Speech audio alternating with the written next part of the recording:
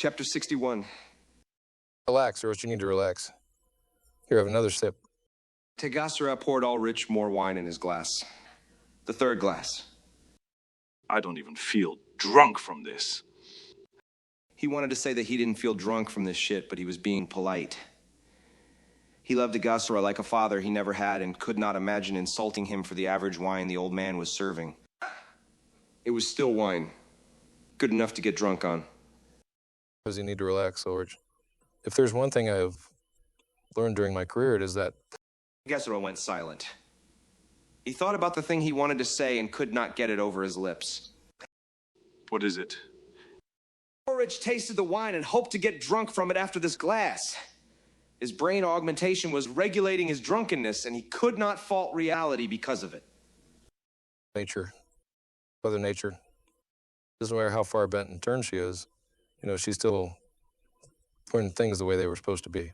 We ain't nothing but shells used for a grand scheme. And forgive me for ruining your ego, but we really are a perfect mathematical equation of what shall come. Tegasera was half asleep on the table in his drunken stupor, trying to convince Ulrich of an irrelevant, far-fetched truth.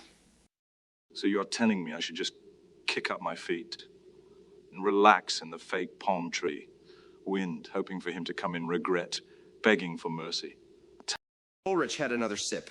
The brain augmentation adjusted the drunkenness. A warning sign appeared that he would eventually become uncontrollably drunk if he continued on this path. Like a boat slowly sinking, gathering more and more water.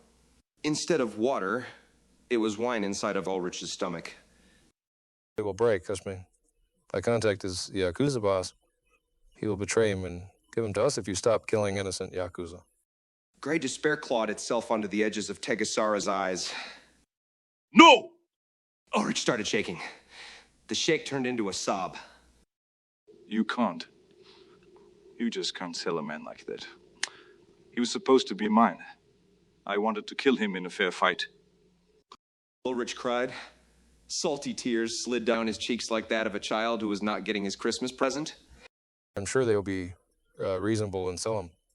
He will be prey because of the fear he put in him. Ulrich, you are the greatest warrior of all time. The whole Yakuza are kneeling before you, sacrificing their best man. Tegasera felt pathetic from the whole scene, but also happy for... He was still doing his job. Why can't we do it the proper way? Ulrich pleaded with the chief. What do you mean? Tegasera asked. The way police work was supposed to be. Good guy arrests bad guy. Throws him in prison until he becomes a good guy. Justice will be served. Tegasera looked at Ulrich and could not believe his eyes. Did he really just say that? I hope your dream screws better. The boat of drunkenness was full of water and was going under with nothing but social disdain.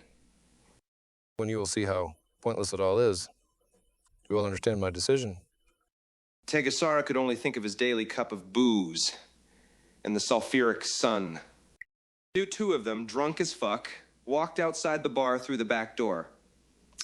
They went for the toilets, but those were occupied, so they just walked into the small alley behind the bar.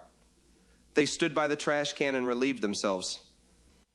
Why is it that the sound of my piss is different from that of yours? The shit-faced younger cop asked the older one. Because you were pissing on my leg. The older policeman wasn't happy about it, but was too drunk to care. Oh, sorry, Chief. Ulrich corrected the stream of hot piss toward the ground.